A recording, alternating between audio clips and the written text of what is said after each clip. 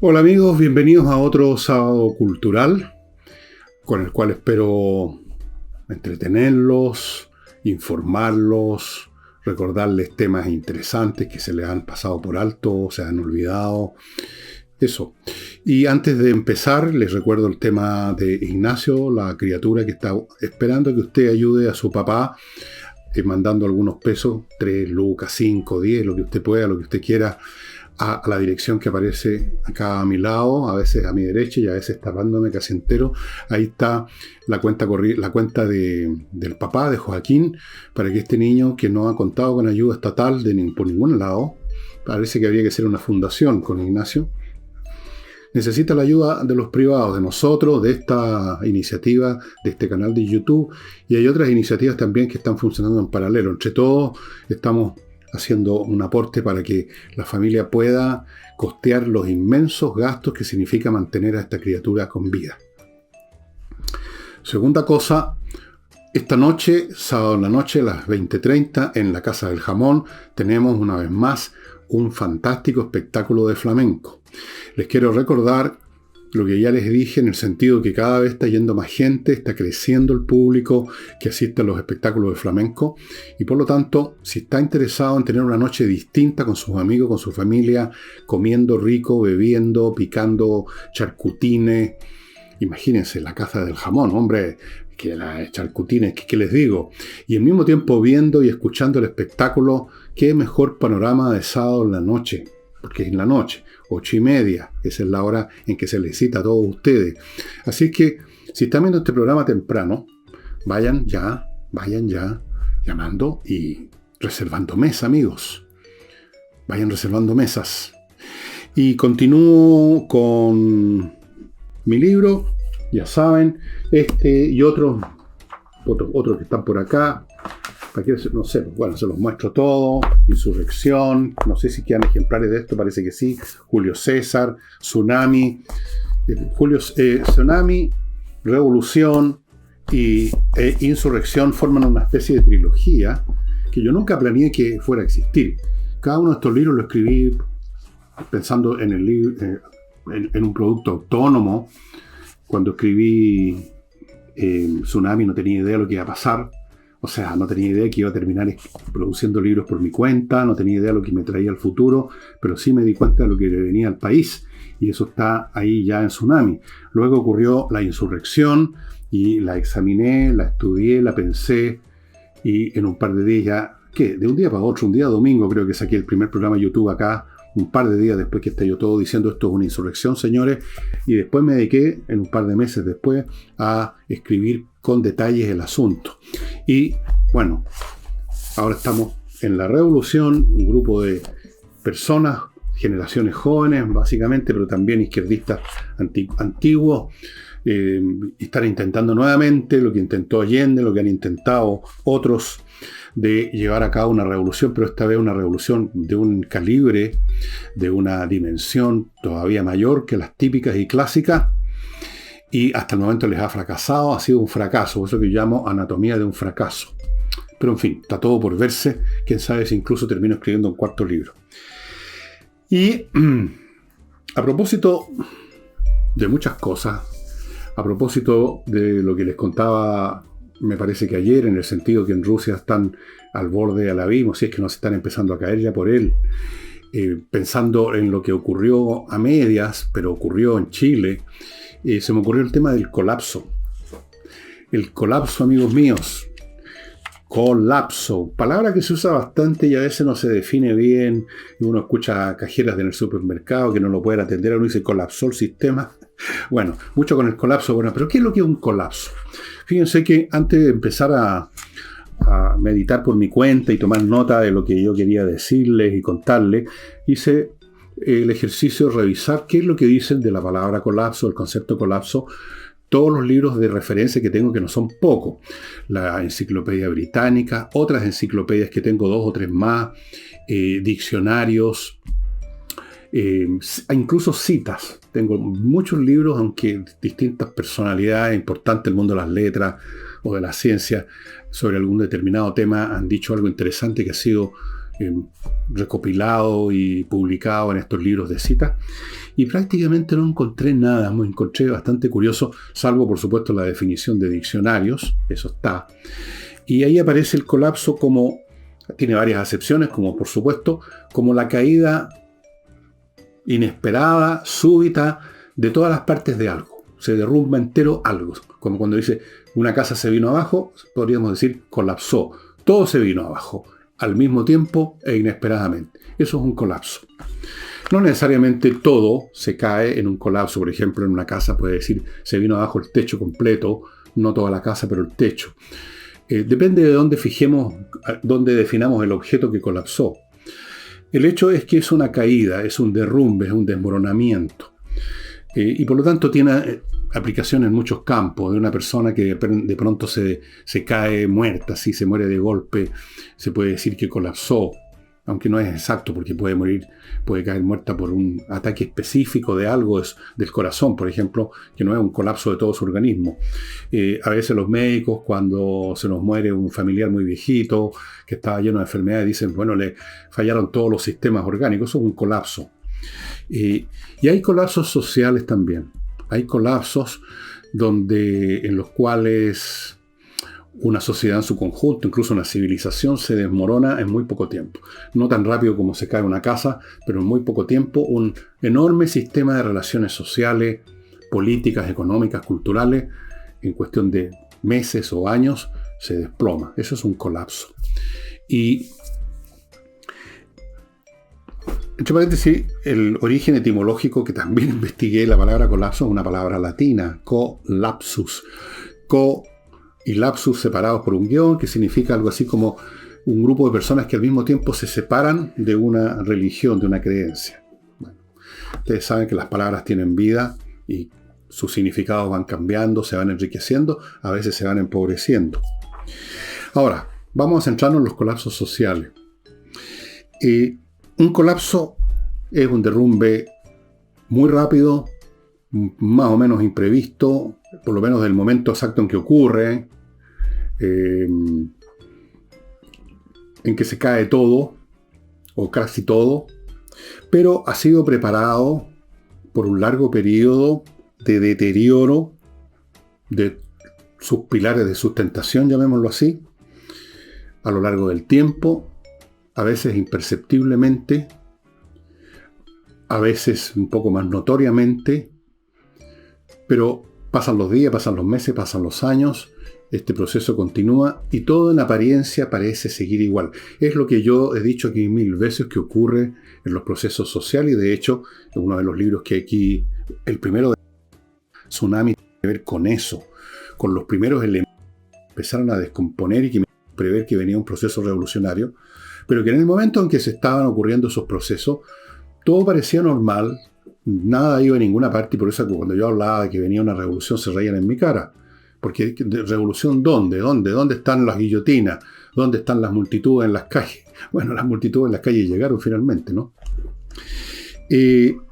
Se prepara en un largo proceso de deterioro de aquello que hace que un sistema se mantenga y se reproduzca en el tiempo. Empieza a descomponerse de a poquito. Esto ocurre a pesar de que, y porque las sociedades en general, los sistemas vivos, y esto incluyo sistemas biológicos como sistemas sociales, son distintos, pero tienen algunos rasgos comunes. Son al mismo tiempo fuertes y débiles. Aquí se da una coexistencia de cosas contrarias. O sea, aquí tenemos una situación que no deja de estar presente en muchos procesos de la vida, del ser, en todos sus aspectos, y es que los objetos o los entes que estamos observando, en este caso una sociedad, no son o una cosa o la otra, sino son varias cosas al mismo tiempo que están en contradicción, en conflicto, y en parte el movimiento y la dinámica de ese objeto es resultado de la interacción de este conflicto que finalmente termina por romper ese objeto. Hay una dialéctica, esa es la expresión filosófica que comenzó a usar Hegel y que luego se apropió el marxismo, la dialéctica de las cosas. Las cosas en general, por lo menos los sistemas vivos, no son como una piedra que es lo que es y no cambia. O sea, salvo que mecánicamente sea convertida finalmente después de millones de años en arena, en polvillo. Pero no hay un dinamismo interno. Es un objeto muerto, inanimado. Pero todo aquello que tiene procesos internos, desde la célula hasta un organismo superior o una sociedad, en el meollo, en el corazón de esa entidad viviente, dinámica, hay elementos que están en lucha, en contradicción, hay una dialéctica. Entonces, por eso que puedo decir que una sociedad es al mismo tiempo fuerte y débil. Veamos qué es lo que hace fuerte una sociedad y que se mantiene en el día a día y en meses y años y a veces siglos. Hay varios factores, voy a mencionar solo los que en este momento noté. Primero, la rutina, o sea, la repetición de conductas en todos los planos de la existencia, resulta de, por una parte, una conveniencia de quienes forman parte de esa sociedad, no necesariamente un gran beneficio, pero algún grado de beneficio, por último la supervivencia, aunque sea en un nivel elemental. En otros podrá ser más que eso, podrá ser riqueza, podrá ser poder, gloria, fama. En otros es meramente poder seguir respirando, pero hay algún beneficio en alguna parte, y a veces un beneficio importante, que hace que las personas tengan una razón para seguir obedeciendo las normas, los valores, que se convierten en costumbre, o sea, ya en maneras de comportarse en las cuales no hay ningún raciocinio, en el sentido de decir voy a comportarme así hoy día porque me conviene por tal y cual razón. Ya empieza esto a operar con piloto automático. Detrás de esas costumbres, de esos comportamientos rutinarios que las personas siguen porque hay una base de beneficio mínimo, aunque sea mínimo, por último la supervivencia, está la sanción de la ley y de los organismos que la cautelan y que le dan fuerza, la fuerza de ley. En otras palabras, aparte de la costumbre, la rutina y la conveniencia, está el conocimiento, no necesariamente todo el tiempo consciente, pero está ahí de que si uno quebranta la ley, va a ser sancionado. El peso de la ley es muy importante. Luego tenemos las instituciones. Las instituciones son algo más complicado que una ley específica, que una norma o una costumbre.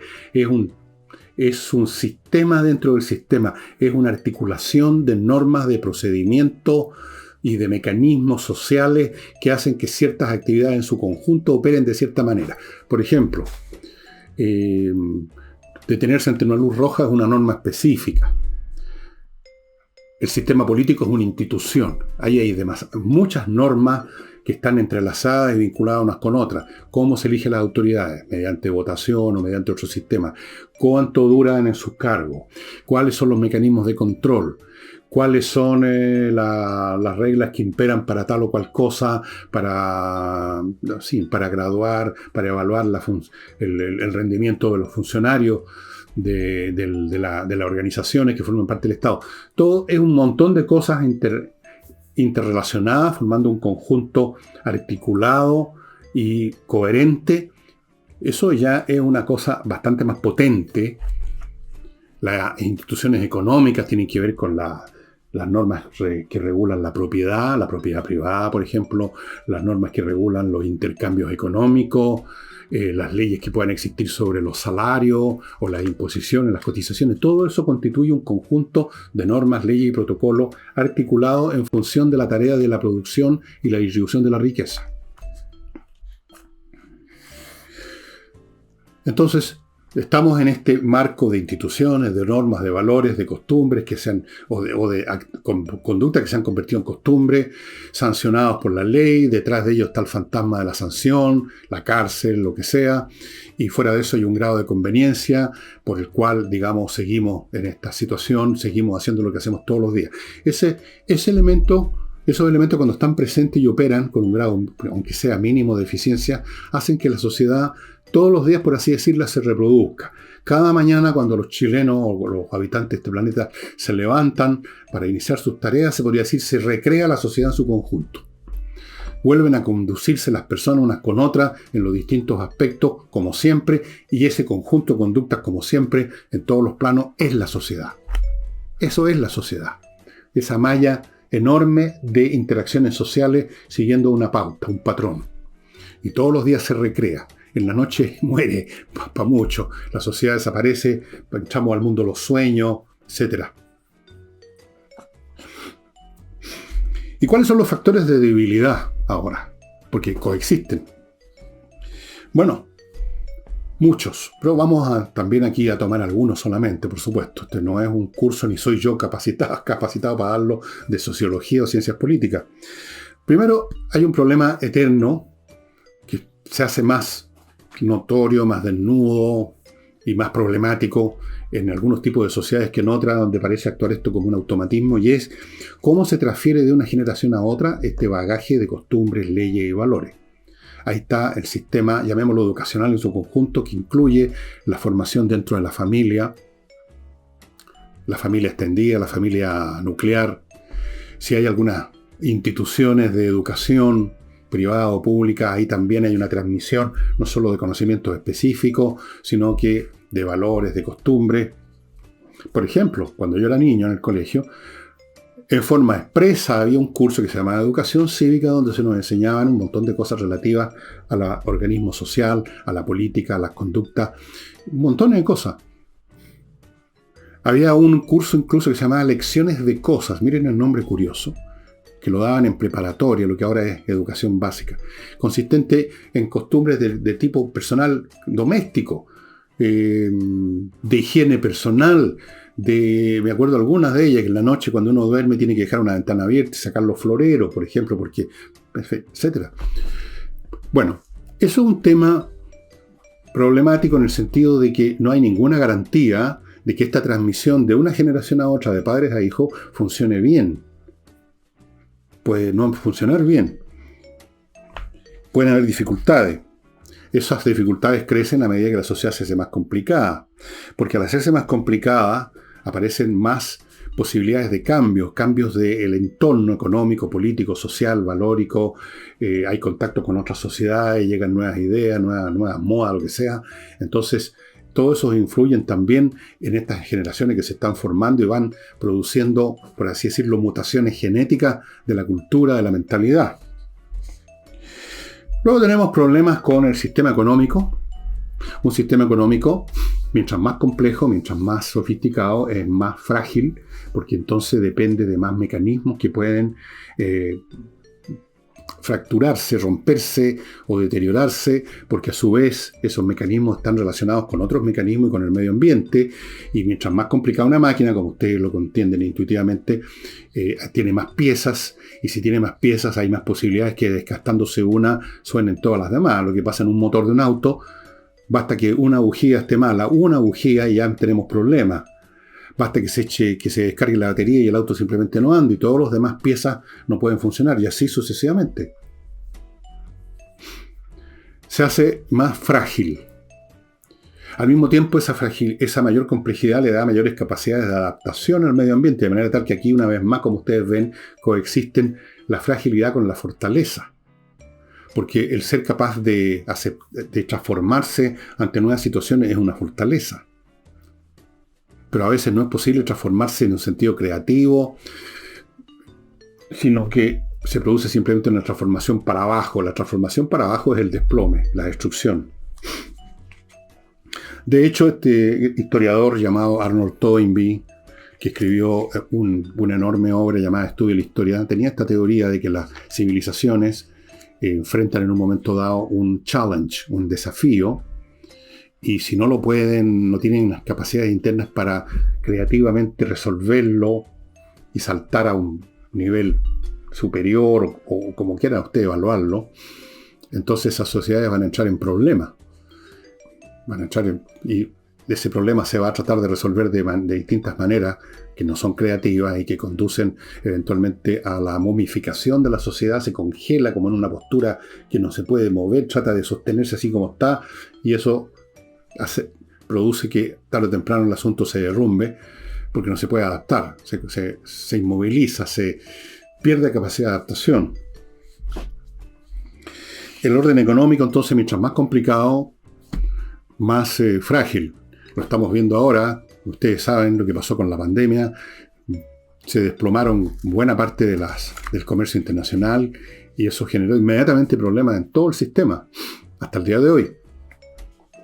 Luego tenemos cambios físicos simplemente.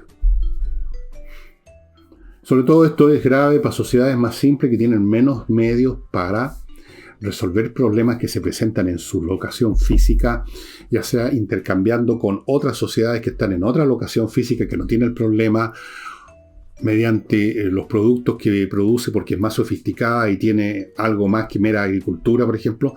Pero una sociedad muy simple es mucho más dependiente de los fenómenos ambientales, biológicos. Pongo un ejemplo.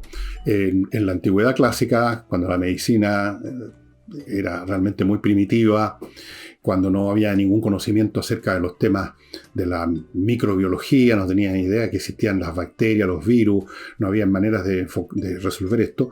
Las grandes plagas tipo COVID producían mortandades de la mitad, un tercio de la población de un viaje. Imagínense ustedes el efecto que esto tenía a lo largo de decenios y de siglos.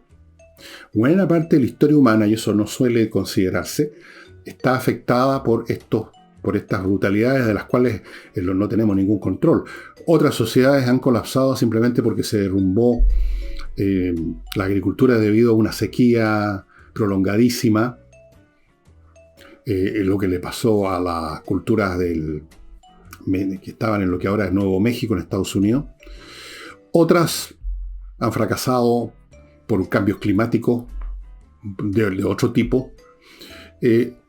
Están supeditadas a eso. Entonces, una sociedad es bastante más frágil de lo que parece y bastante más fuerte de lo que parece. Un poco lo que decía el canciller austríaco del siglo XVIII y principio del XIX, Metternich, decía de Rusia siempre lo mismo, y es bueno recordarlo ahora a propósito de la guerra ruso-ucraniana. Decía, Rusia es más débil de lo que parece, Rusia es más fuerte de lo que parece. Como las dos cosas al mismo tiempo. En general, la mayor parte de los colapsos se producen no por un fenómeno climático, geológico, planetario, que están separados unos de otros por muchos años. No todos los días hay una explosión tipo Krakatoa, no todos los días hay una sequía, o sea, no todos los siglos. Sino que por la acción humana.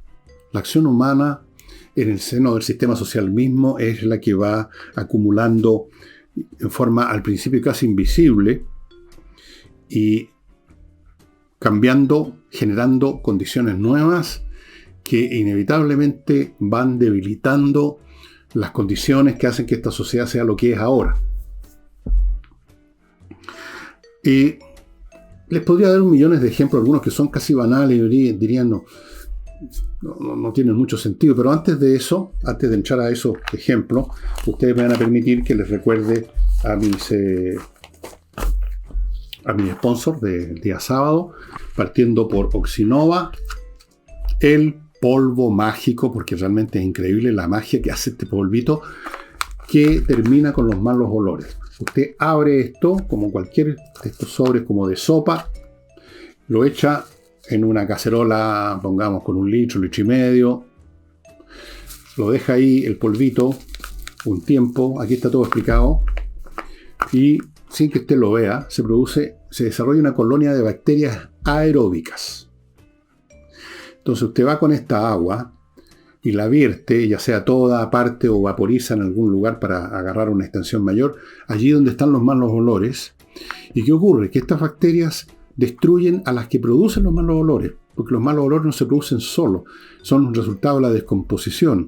O sea, la materia orgánica, los elementos que la conforman, las moléculas, se separan unas de otras, se rompen las cadenas moleculares, y algunas de esas cadenas moleculares son gases, o se convierten en gases. Yo no soy experto en química, pero más o menos es por ahí la cosa, y eso es el mal olor. Entonces, si no hay bacterias anaeróbicas, no hay mal olor porque no hay ese tipo de descomposición, y esto lo impide la descomposición, porque mata a las bacterias anaeróbicas, y sin descomposición no hay malos olores. Amigo, usted esto lo puede echar en las distintas partes de una casa que empiezan a acumular materia orgánica. Por ejemplo, el fregadero de la cocina. De repente empieza uno a sentir, ¿por qué huele mal esta cuestión? Si aquí cae agua nomás, pero no. Cuando uno lava los platos, por mucho que saque los restos y para el tarro la basura, siempre va quedando material orgánico que se va acumulando y se descompone y vienen los malos olores. ¿Para qué hablamos de otras partes de la casa? Usted echa este producto y se acaba el problema, estimados amigos. El efecto dura meses y cuando empieza a terminar, usted simplemente agarra otro sobre y repite. Este producto se encuentra solo en esta dirección, en la dirección de ellos. No va a encontrarla en un supermercado ni en ningún otro lugar. Continúo con Kaizen Automotriz, el garage especializado en la mantención preventiva. No espere que el auto se eche a perder, que caiga en pana y lo deje botado, porque los autos caen en pana cuando usted los está usando, no cuando están parados en su casa. Usted ahí no sabe si está en pana o no está en pana, no lo está usando. Es cuando lo usa que deja de repente de funcionar y usted queda botado en algún lado. Para que eso no ocurra, vaya a Kaizen Automotriz, lo van a revisar con equipamiento especial por todos lados.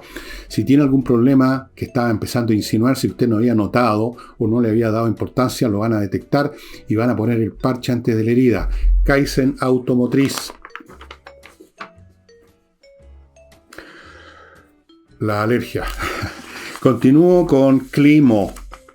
Climo, amigos, la mejor climatización que existe en Chile a su disposición, con esta oferta que está haciendo ahora, que no va a durar eternamente, así que pónganse ahora en contacto. Usted compra hoy un equipo y en 6 meses más, porque no se necesita antes, va a llegar un team de la empresa a revisarlo, a hacerle cualquier ajuste que necesite a la mantención, en otras palabras. Gratis. Gratis. Amigos, pónganse en contacto con miclimo.com. Continúo con la Academia de Música Higiena, que yo ya debiera meterme a estudiar, se me están olvidando algunas cosas. La Academia de Música Higiena es una academia online donde se entregan conocimientos, se le enseña a usted un montón de instrumentos, piano y otros teclados, órgano Hammond, por ejemplo, qué sé yo, canto popular y lírico, saxofón, clarinete, batería, bajo eléctrico, guitarra acústica y eléctrica, ukelele, percusión, flauta dulce y traversa, violín y educación de la voz, para los que hablan, por ejemplo, locutores. Estas clases son online, por lo tanto son súper cómodas y súper eficientes. Uno está más concentrado cuando está solo frente a la pantalla del computador. Y si usted tiene la menor duda acerca de si le interesa, si le gustaría, si le tinca, pida una clase online gratis, de muestra, un demo. Y termino, amigos, para los que tengan algún problema legal serio, un problema contemplado en el Código Penal, donde están los delitos serios que terminan con uno en la cárcel. Si usted está metido en algún lío que corresponde al Código Penal, o usted va a denunciar a alguien por un delito contemplado en el Código Penal, póngase en contacto con el bufete de González y compañía, expertos en temas penales. Estos son los Perry Mason de Chile, literalmente. Tienen abogados que han sido fiscales, acusadores, o sea, conocen el asunto por todos los lados, amigos. González y compañía. En un tema penal, ahí sí que ya resulta un suicidio ponerse en manos de cualquier abogado, porque lo que usted está poniendo en la línea, ahí lo que está poniendo en la primera línea es su libertad. Así que, ojo. Bueno, los cambios son al principio imperceptibles y luego empiezan a acelerarse, es exponencial. Hay un ejemplo que a mí me pareció, puede parecerles banal a ustedes, se los voy a dar igual, que lo vi en un video. Por estas cosas que parecen banales, a veces hay que ver cómo se relacionan con cosas que no son tan banales. Había un señor en Estados Unidos que tenía un campo, una granja, al lado de un supermercado. Ustedes saben, en Estados Unidos, usted anda por las carreteras y de repente, como de la nada, aparecen una especie de mall o supermercados gigantes ahí donde la gente va a comprar. Los outlets. Entonces, se llenaba el estacionamiento y un día a alguien se le ocurrió estacionarse ahí, en el terreno de este caballero, porque no había ninguna separación entre el terreno, la carretera y el supermercado. Así que puso el autito. No había nadie más, pero lo puso. Entonces, en vista de esto, en otro día alguien vio un auto estacionado y puso el suyo. Y ustedes ya se imaginarán lo que ocurrió. Cuando alguien vio que habían 3 o 4, dijo, bueno, aquí no pasa nada, estaciono el mío, y así sucesivamente. Y era una propiedad privada. La ley diría, bueno, uno no se puede meter en una propiedad privada, pero habían ya varios, no pasaba nada, y hubo un momento en que lo llenaron. Y entonces el dueño que era un viejo choro, un día llegó con sus máquinas, cavó una zanja y dejó los autos que no podían salir, y luego llegó la policía y tuvieron que salir volando. Pero ahí tienen ustedes, más o menos, en una forma cómica, si ustedes quieren, cómo funcionan estas cosas.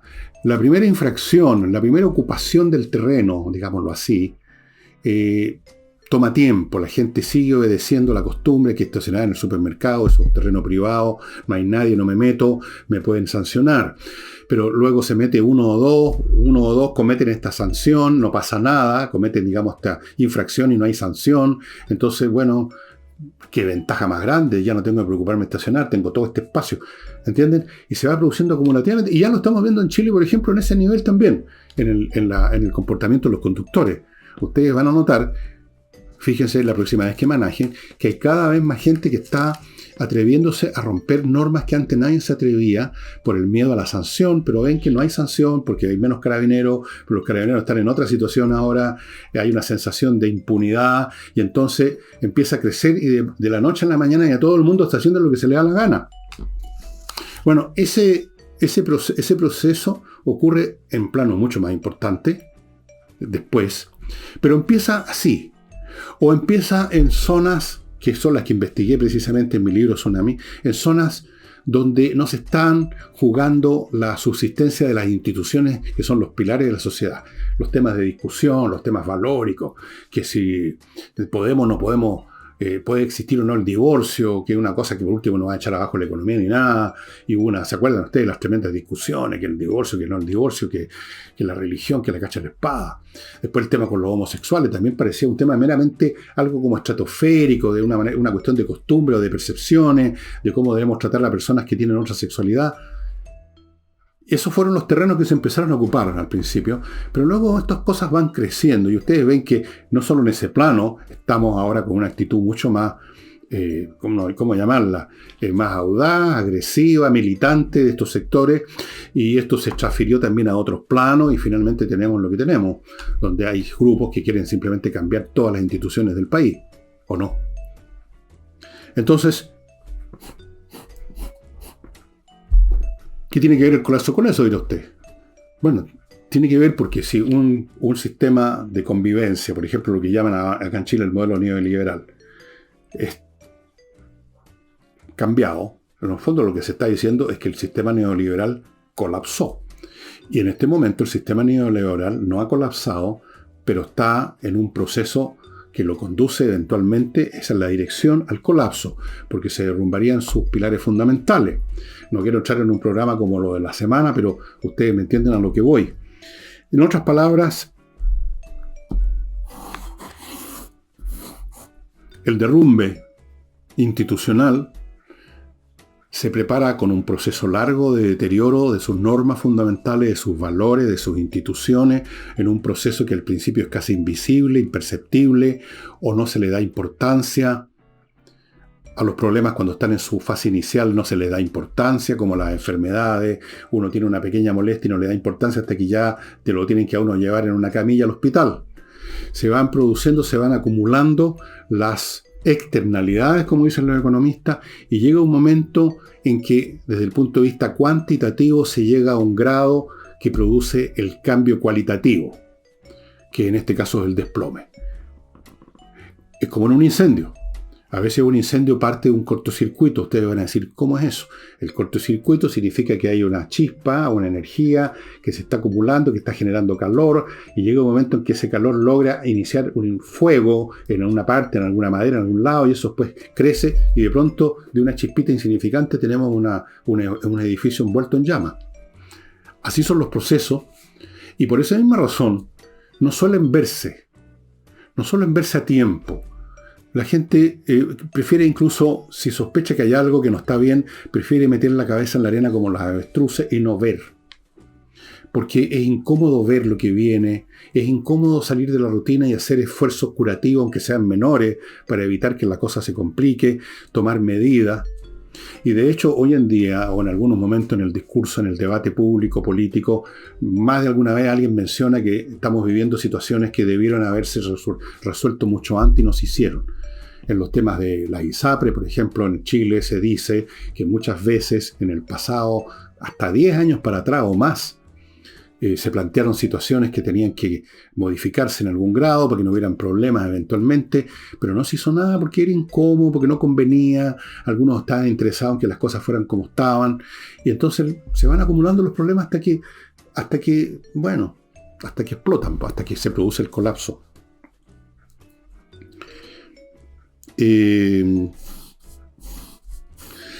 Estamos viviendo un proceso como ese a nivel planetario. Lo que está entrando en colapso es, no voy a decir el sistema neoliberal, porque eso es muy poco decir. Está entrando en problemas serios todo nuestro modo de convivencia, llamémoslo así. O sea, no solamente los sistemas económicos y políticos, sino que nuestras relaciones físicas con el planeta mismo, lo que se llaman los temas ambientales.